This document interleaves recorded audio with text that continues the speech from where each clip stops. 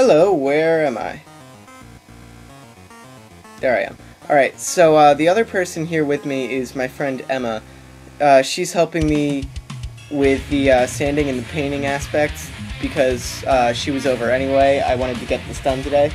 And we did a trade-off. She helped me and painted with me and stuff, and as a result, I had to watch Twilight. But, whatever. It was a fair trade. Sort of. Not really. Whatever. Okay, on to the video. So basically what we're doing right now is, well, what I'm doing is trying to set up music, which takes a helplessly long amount of time. And, I don't remember what we're talking about, but so when you're prepping a blaster to be painted, you take the shells apart, strip the internals down, place them all in the box, which is the box you can see in front of me with the Mav turret and the Recon internals in it that I'm putting stuff into right now. And once you have it all stripped out, you turn the shell over and you do what Emma's doing right now, which is literally just back and forth sanding for a very long time. And the reason you do that is to rough up the edges to get the gloss off that was previously there by Hasbro, like the actual plastic gloss. And it's also to rough up the surface so it takes adhesive a little better when you put spray paint on it. Preferably you put down primer first. I think I have like 3 videos on how to paint an Nerf gun. One of them's got a couple 100,000 views. It's the one for the long strike. So when you're referring to painting stuff, head over to the long strike video, and I'll post a link to that in the what's that thing called, description box, which should be right below the video depending on how you're viewing it. I really hate that they keep moving that around. Anyway, this blaster is going to have the typical Ice/Sheen13 paint job, which is the red and black with either white or gray accents. You'll see, and yeah, it's very basic, but it's a simple paint job, and you actually prime the blaster red, so your main color is already there, and it's very quick. Like, between the two of us, we probably finished this blaster in about, actually, the sanding and painting part in about 3 hours.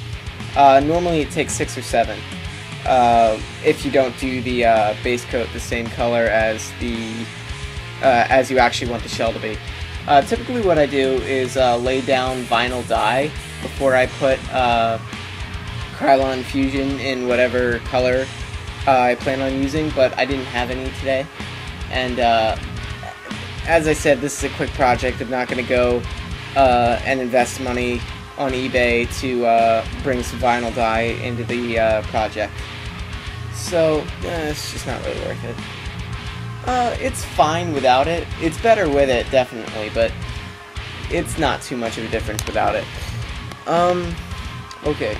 Lots of sanding. Wow, I didn't think this was going to take this long, but I really don't know what to talk about at this point. I know, I can be extremely boring, can't I?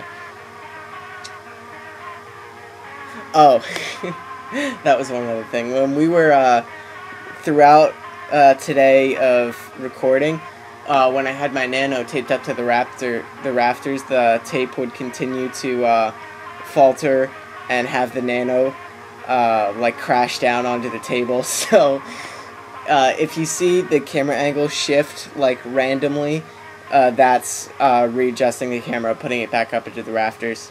It's not actually skipping time, because that would be creepy, but no, I didn't do that. And yeah, obviously, as I'm showing, you have to get it really, really well sanded, so it takes the new adhesive properly. Not adhesive, primer. And definitely make sure you're using a plastic, like a specifically plastic spray paint or primer. Yeah.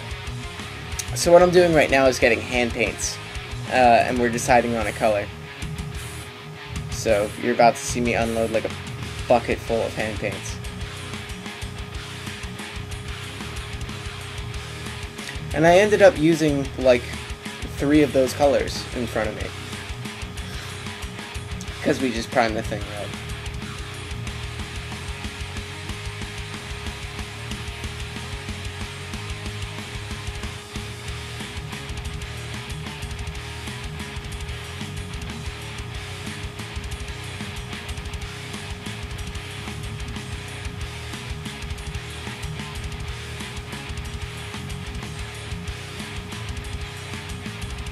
Okay, so in a couple seconds, you're going to see the clip where we're outside actually priming the blaster. And what you want to do while you're priming is keep the spray paint can at least 6 inches away from the actual blaster, and jiggle your hand back and forth in a, I'm gonna say spastic, but that's not the word, motion, so you're not getting too much paint in one area. So, wow, that clip was really fast. We let the shell sit and permanently dry for an hour and a half before starting on the actual hand painting part.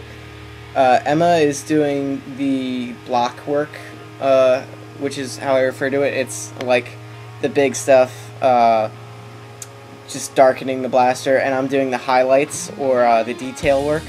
So, yeah, it's very assembly line based, because we had different sized brushes, so it all works out.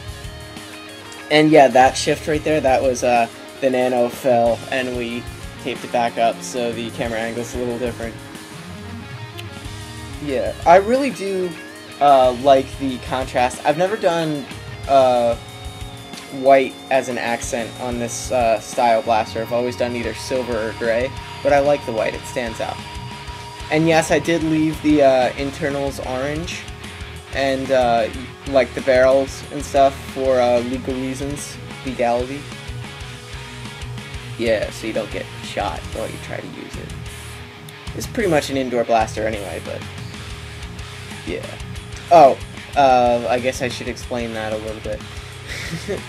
When Nerf blasters are required to, anything that is not a gun that looks like a gun is required to have an orange tip, like airsoft guns, paintball guns.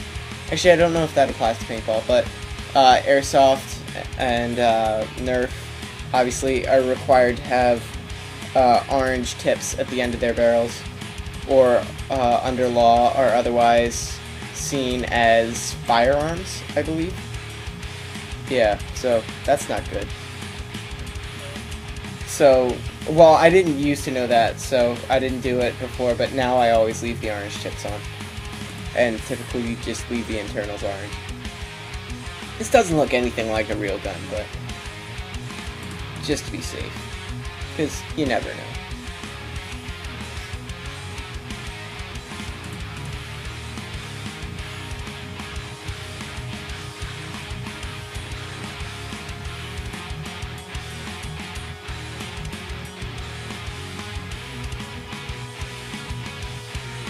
I really hope I find some good music to go with this, because I am like completely blanking out on what to explain next, and holy crap, I've been talking for like 9 minutes now. That's a lot. My mouth hurts.